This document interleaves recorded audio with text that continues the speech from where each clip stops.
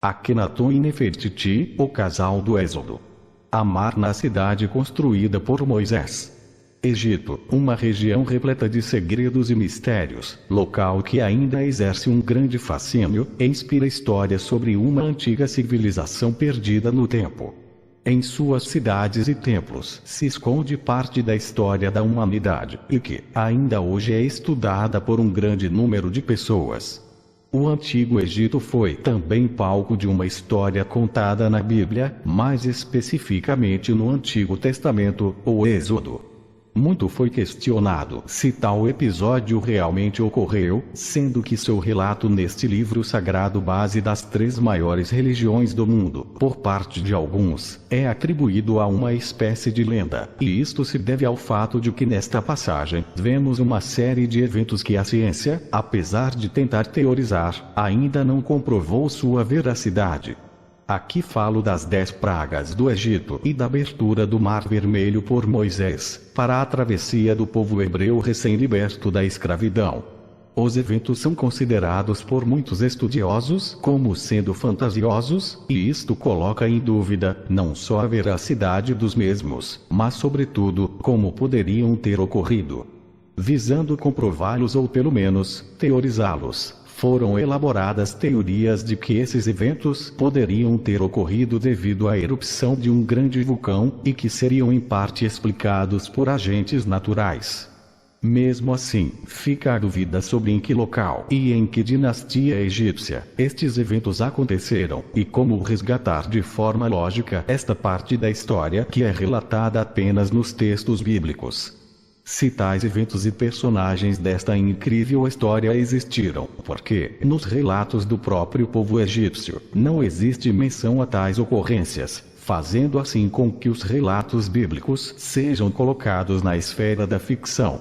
Recentemente, retomei minhas pesquisas sobre um outro período perdido no tempo, e que poderia explicar o chamado dilúvio, evento relatado não só na Bíblia, como também em diversos textos de antigos povos. Em janeiro de 2019, elaborei uma espécie de documentário para tentar validar minha teoria sobre este evento cósmico que mudou drasticamente o panorama da superfície de nosso planeta, e teria sido não só o responsável pelo dilúvio, mas também pela separação do supercontinente de Pangeia, do desaparecimento de lendárias civilizações, e a própria inclinação do eixo de rotação da Terra. Foi exatamente na estruturação desta teoria que, segundo meus cálculos iniciais, ocorreu há aproximadamente 12.000 a.C., que fui obrigado a buscar em outra época da história eventos que pudessem comprovar outra passagem de um astrovisitante cíclico, que, segundo o relato dos sumérios, passa em ciclos periódicos em nosso planeta, causando grandes mudanças e até mesmo eventos cataclísmicos que certamente não passariam desapercebidos para as civilizações posteriores ao dilúvio.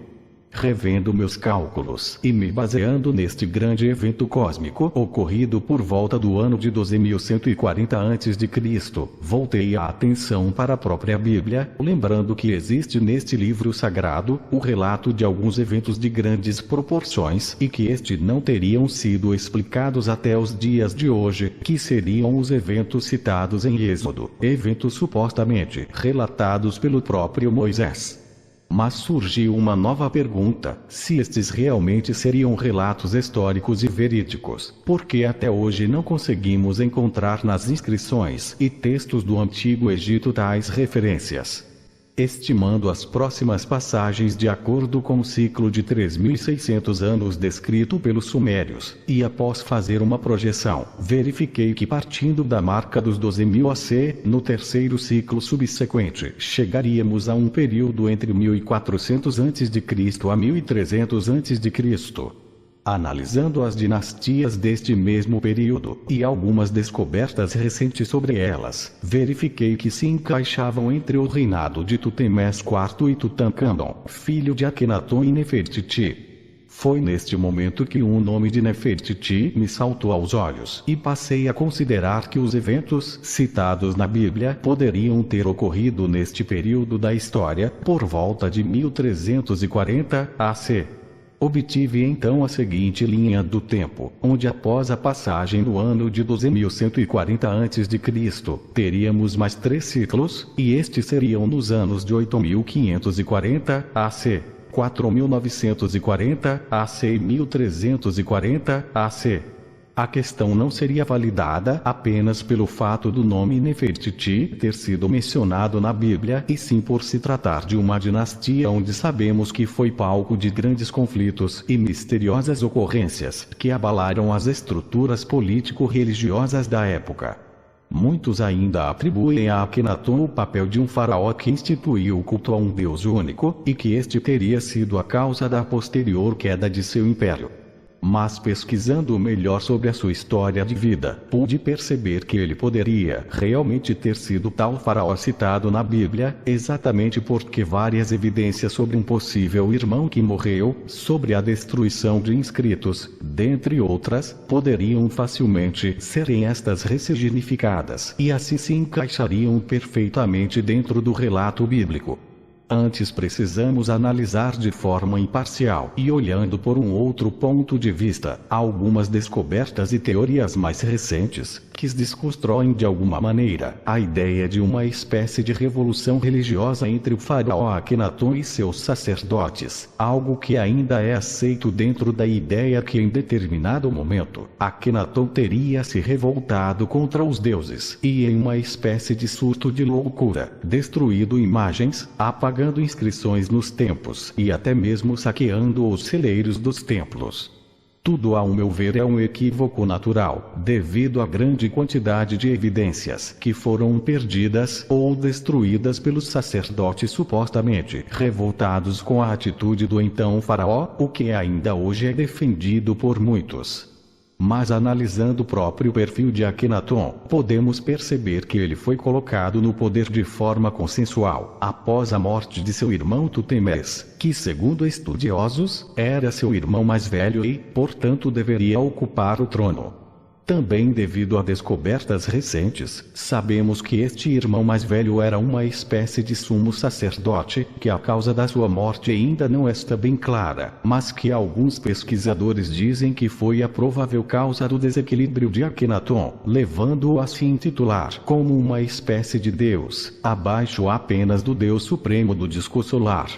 Na verdade, o que estaria mais estranho é que os registros sobre seu irmão Tutemés ou Tutmoses simplesmente não existem, e logo vem a pergunta óbvia: por que um candidato natural para ser o sucessor do trono supremo egípcio simplesmente tem os detalhes da sua história, de sua vida retirada dos livros ou supostamente inexistente, o que iria contra a prática comum dos escribas em relatar os personagens principais da família real? Sabemos muito, por exemplo, de Amenófis III, tia, a sua esposa e mãe de Akenaton, Nefertiti, e o próprio Akenaton, mas sobre este irmão, praticamente nada, nem mesmo a causa detalhada sobre a sua morte. Lembrei então da Bíblia e das histórias que contam que após o irmão de Moisés ter descoberto que o futuro faraó e seu maior rival ao trono era na verdade um descendente do povo hebreu, o delatou ao faraó pai, e este mandou retirar o nome de Moisés dos livros da história do Egito, e igualmente retirar dos templos as inscrições de seu nome. Logo vemos o próprio irmão de Moisés o expulsando do Egito para que morresse no deserto. Ainda segundo a Bíblia, Moisés, que seria filho adotivo da irmã do faraó, estava prometido à linda princesa Nefertiti, mas após a sua suposta morte, ela casou-se com seu irmão, um casamento político com certeza, igual foi relatado pelas descobertas arqueológicas. Aqui já podemos ver alguma convergência entre esta história e o próprio relato bíblico. Mas as supostas coincidências não param por aqui. Sabemos hoje que Amenófis III teve realmente 2 filhos e que o mais velho, Tutemés, morre misteriosamente e desaparece da história, entrando em cena seu irmão Akenaton, que após a morte de seu pai, ocupa o trono mais importante do Egito.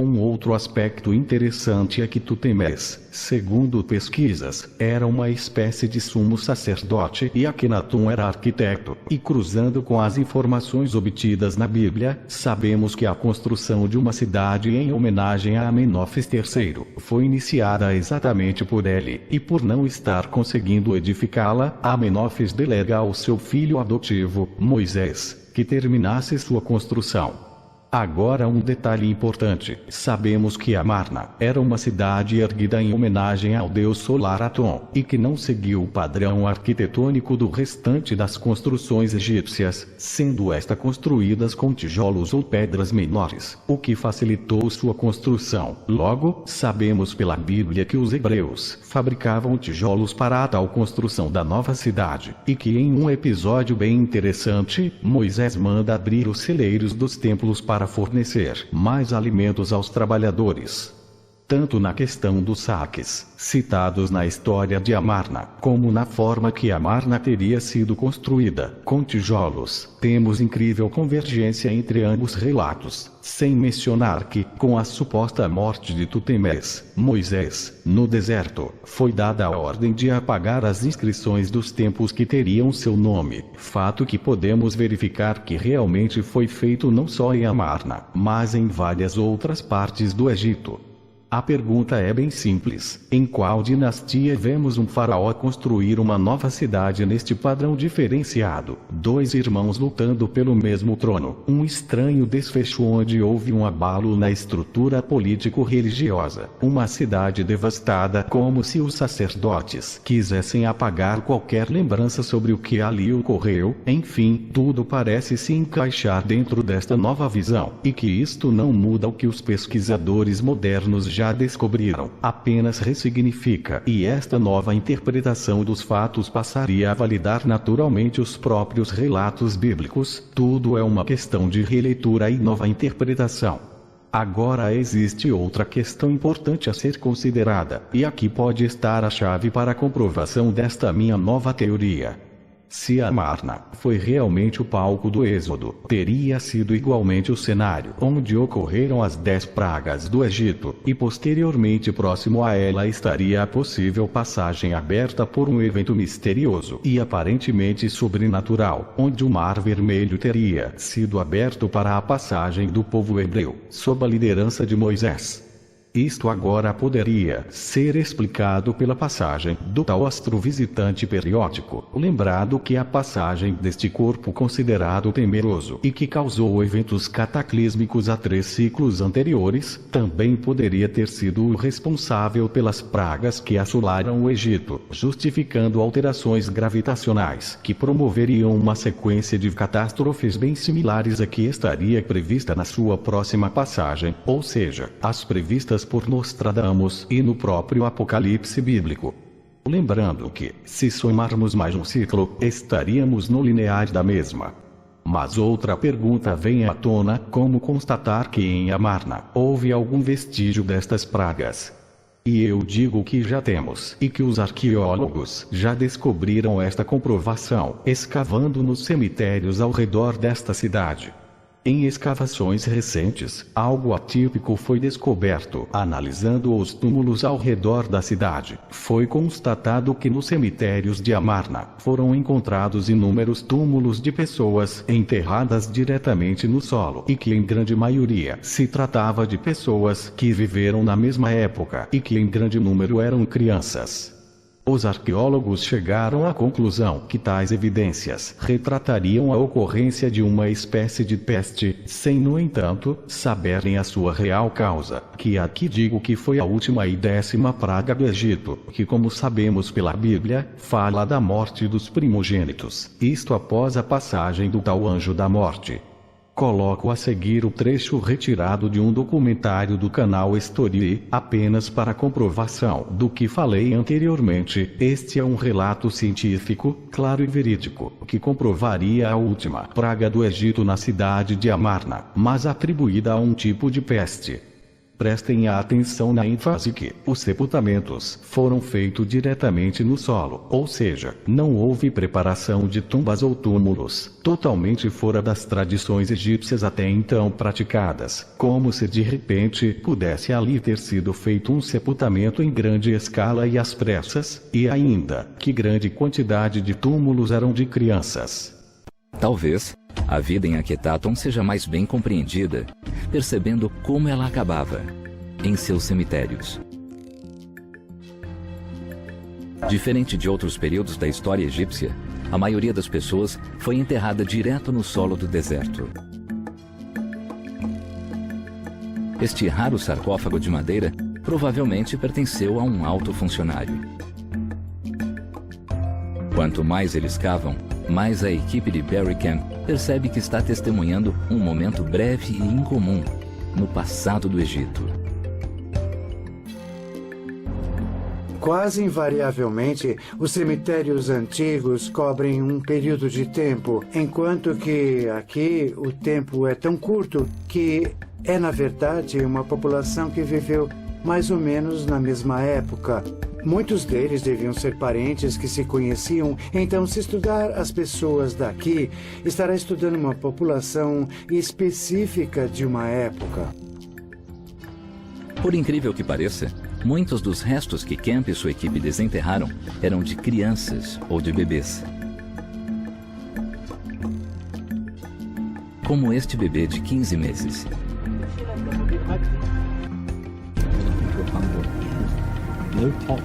As fontes antigas dizem que uma epidemia assolou o local, e o número de crianças mortas confirma isso. Mas, naquela época, teria sido essa peste vista como uma maldição de Amon-Ra, o deus abolido pelo faraó?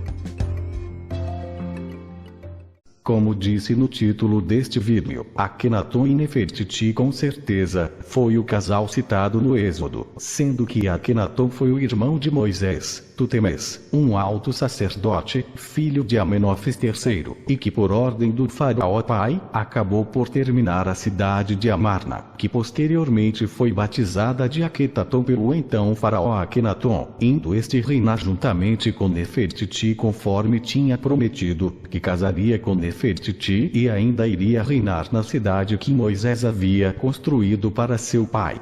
Amarna, a cidade construída por Moisés, seria o verdadeiro cenário onde ocorreram as 10 pragas do Egito, por influência do lendário planeta Nibiru, na minha opinião, em um dos seus ciclos de passagem pelo sistema solar, e também responsável pela abertura do Mar Vermelho, devido à influência direta de seu campo gravitacional ou influência indireta de eventos cataclísmicos, como tsunamis, erupções vulcânicas, etc. Isto inclusive poderia comprovar o desequilíbrio no clima, a chuva de granizo e demais pragas, além de que confirmaria a possível grande erupção vulcânica, como já constatado até por cientistas, que tentavam justificar as tais pragas por um evento natural, além de toda uma série de eventos de efeito em cascata, que como eu disse, é muito similar às profecias apocalípticas previstas para a nova passagem deste corpo celeste visitante nas cercanias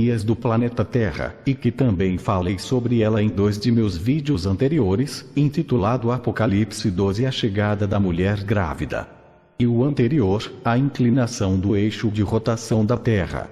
Os links poderão ser encontrados logo abaixo e na descrição deste vídeo. Em resumo, Amarna ou a cidade de Akhetaton foi a cidade que fugiu do padrão arquitetônico do Egito, exatamente porque foi Moisés, Tutemes, que a terminou, usou tijolos menores, o que está comprovado na Bíblia. As tais inscrições apagadas nos templos eram o nome de Moisés, que foi retirado dos templos por ordem do faraó Amenófis III ao descobrir que ele era um hebreu, fato também citado na Bíblia. Após a suposta morte de Moisés, Tutemes, porque como sabemos pelo relato bíblico, ele foi expulso para o deserto por Akhenaton, para morrer, e assim, teria sido dado como morto, conforme relato egípcio sobre o irmão de Akhenaton. Com a morte de Amenófis III, Akhenaton assume o trono e casa-se com Nefertiti e vão para Amarna, a nova capital do Egito, rebatizada de Akhetaton. Depois de alguns anos, Moisés reaparece, e os fatos a seguir estão relatados conforme o êxodo bíblico. Convém esclarecer que o culto ao deus do disco solar, Atom, não foi exclusividade da dinastia de Akenaton, porque desde Tutemés IV, seguido pelo seu filho e sucessor, Amenófis III, pai de Tutemés, o Moisés bíblico, e Akenaton, tal culto já era portanto realizado, sendo isto do conhecimento dos historiadores e egiptólogos atuais. Logo, a cidade de Amarna foi iniciada por Akenaton, que era arquiteto, mas terminada por Moisés para ser entregue no jubileu de Amenófis III. O desfecho, como sabemos pela Bíblia, foi que os sacerdotes e o próprio Akenaton foram surpreendidos pelo retorno de Moisés. Vieram as pragas, por influência direta e indireta de Nibiru, o lendário astro relatado pelos sumérios, e que supostamente teria forte campo magnético, e que a cada passagem deste corpo pelo sistema solar, causa diversos eventos catastróficos na Terra. Logo, Moisés, o profeta hebreu e libertador de seu povo, que vivia sob o jugo dominador egípcio, por receber inspiração divina, prevê sistematicamente as tais pragas, e podemos agora deduzir por simples lógica racional, que Moisés, Tutemés, como sumo sacerdote, detinha conhecimentos profundos e, como diz na Bíblia, que superou até mesmo o dos sacerdotes do faraó, citando por exemplo a passagem onde Moisés transforma ou transmuta o seu cajado em uma serpente, que logo devoraria as serpentes dos sacerdotes egípcios. Como sumo sacerdote, Moisés teve certamente contato com os conhecimentos herméticos, bem como dos relatos sumérios, o que pode explicar o porquê na Gênese bíblica existem relatos muito similares sobre a criação, e que estes convergem com as lendas sumérias, e como a lenda de Nibiru faz parte destes relatos. Com certeza Moisés detinha tal conhecimento. Além, é claro, que não podemos também descartar as questões de profetização, conhecimento de astronomia, etc. Tudo porque o próprio Nostradamus diz em carta a seu filho César, que a base das suas profecias é feita por ele segundo suas próprias palavras, abre aspas. A pessoa tem que ser tocada pelo espírito sutil de fogo, contemplar os movimentos das estrelas distantes, pela ajuda do zodíaco, uso de astrologia, com a ajuda de inspiração e revelação divina, e cálculos ininterruptos. Eu fixei minhas profecias por escrito. Fecha aspas. E assim é evidente que Moisés, como sumo sacerdote egípcio, detinha todos estes conhecimentos. Os cientistas até hoje não conseguem dizer como as pragas ocorreram e muito menos a abertura do Mar Vermelho. Pelo menos desconhecem o fator causal que as promoveram. Mas, como disse anteriormente, basta analisarmos a sequência de eventos das 10 pragas e comparadas com as profecias apocalípticas previstas para a próxima passagem deste corpo celeste temeroso, a tal besta do céu ou dragão, e veremos algo bem similar. Apenas para complementar esta informação sobre Akenaton e o que realmente ocorreu no Egito foi encoberta ou perdida, provavelmente após a morte de Akenaton, por volta de 1336. Nefertiti desapareceu como por encanto, e tudo foi apagado com a própria desconstrução de Amarna, eliminando-se os principais vestígios destes eventos, sendo que os responsáveis foram os próprios sacerdotes, derrotados por um Deus mais poderoso, e por um profeta de um povo considerado inferior e que outrora era subjugado. O objetivo, podemos ver a seguir, onde esses mesmos sacerdotes reestruturaram o poderio político-religioso do Egito, colocando no trono o jovem Tutankhamon, para apagar de vez esta mancha negra da história das dinastias egípcias. Creio, meus caros, que tais evidências forçam no mínimo uma releitura sobre quem foi realmente o faraó Akenaton, que muitos o consideram como um faraó iluminado, o que talvez era isto mesmo que os relatos posteriores queriam dar a entender, mas que, segundo esta nova visão, pode colocá-lo, segundo a própria Bíblia, na condição de um louco, tirano e aquele que teve que se curvar a um profeta hebreu e a seu Deus. Digo apenas que, para aqueles que ainda preferem negar a possibilidade de que um planeta visitante possa ser responsável por eventos catastróficos na Terra, digo que mesmo se retirarmos este elemento externo, a cidade de Amarna e o casal Akhenaton e Nefertiti continuam validando os relatos bíblicos e o que realmente aconteceu nesta época rodeada de mistérios e segredos. Cabe agora, os pesquisadores, arqueólogos, egiptólogos reavaliarem suas teorias e voltarem a Amarna, visando confirmar o que aqui revelei de forma simples, mas ao mesmo tempo coberta de argumentos lógicos e embasamento racional. Encerro este vídeo, sendo que a partir deste ponto, vou apenas colocar um trecho do documentário que citei no início, para demonstrar que em janeiro de 2019, esta minha revelação já constava no início do primeiro episódio de uma série lançada neste canal, que teve o título de Ressignificando a História do Planeta Terra, Parte 1, o evento. Creio que como muita coisa deva se repetir, assistir à continuidade deste vídeo seria opcional. Agradeço por assistirem este vídeo, e espero que as informações aqui fornecidas sirvam de alguma forma para agregar algum conhecimento sobre este tema. Paz, amor e luz. Jorge Fernando. Agora vamos ao trecho.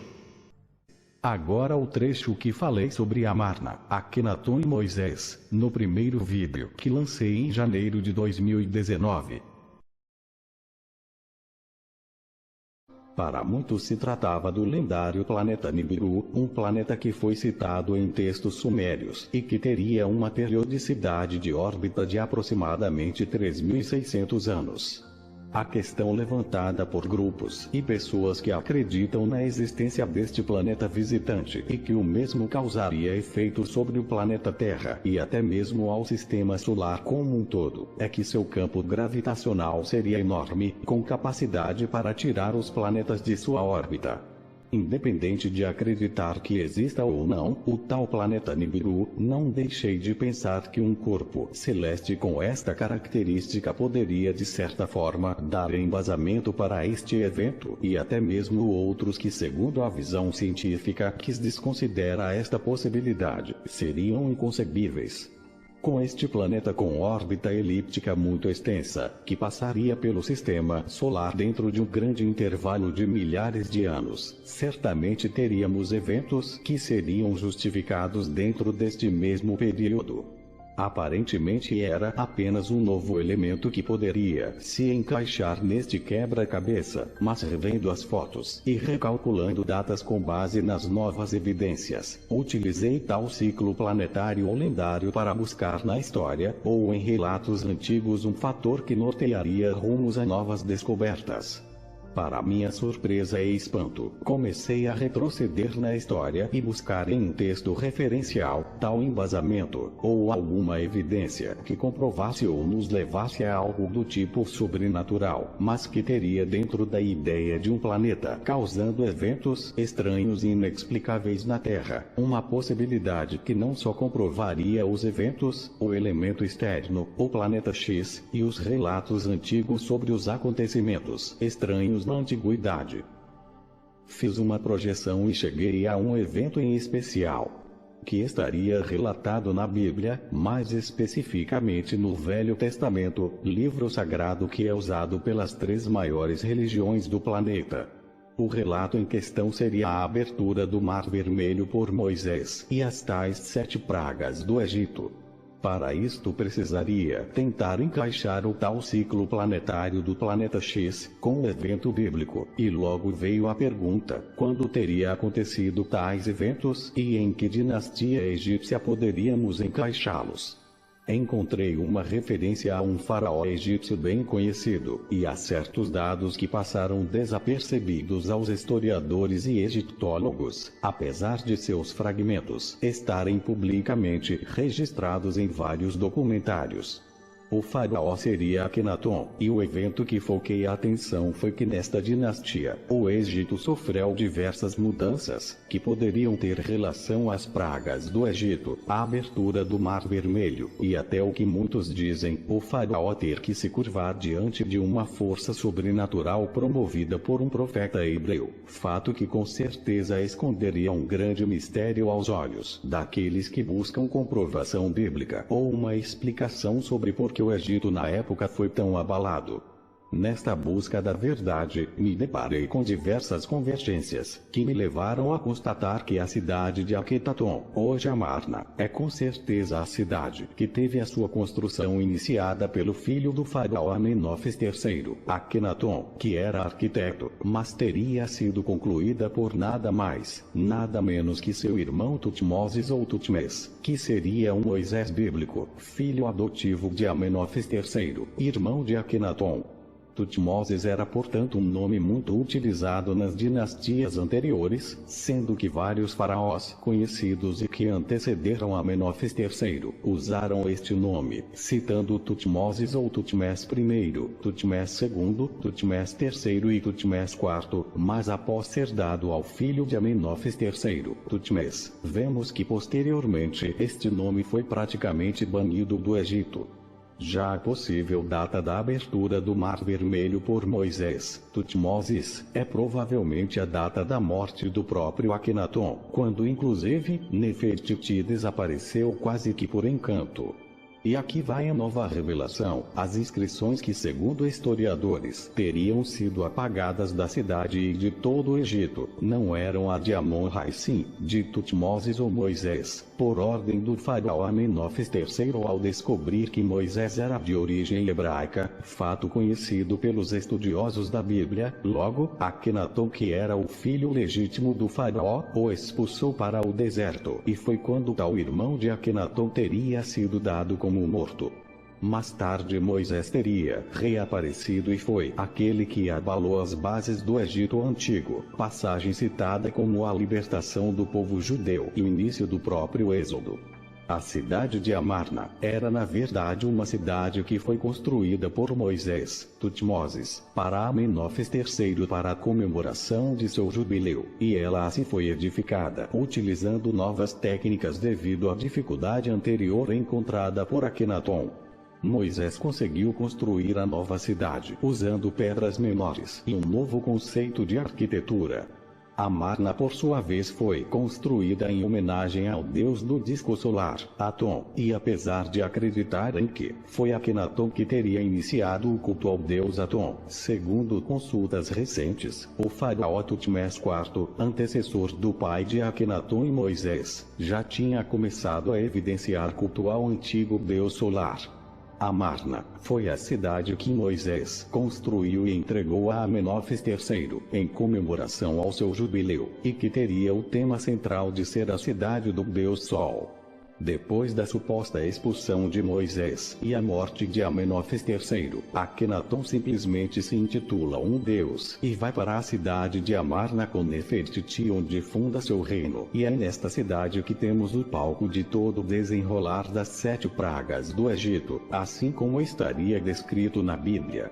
Digo isto porque já está defendido por alguns egiptólogos que Akenaton, após a morte do seu irmão mais velho, Tutmoses, que era uma espécie de alta autoridade, teria ele, Akenaton, se abalado a ponto de instituir o monoteísmo, o que não seria verdade, na verdade após o exílio e suposta morte de Moisés, em um tipo de delírio de poder, e por trás do grande desejo de se tornar uma divindade, Akenaton estaria cumprindo sua promessa de colocar seu nome na cidade que Moisés construiu, fazer um casamento político com Nefertiti e posteriormente, como sabemos, ter que ver seu império ruir e por fim ser derrotado após o reaparecimento de seu irmão, que fora banido e estaria supostamente morto. Mais detalhes sobre esta teoria irei fornecer em futuro artigo, mas estejam cientes que com certeza os sacerdotes e os faraós que sucederam a Akenaton fizeram questão de arrancar esta página negra da história do Egito, um Egito que se estruturou em um poder religioso e há centenas de divindades, dominado por uma estrutura religiosa de teor político e dominatório.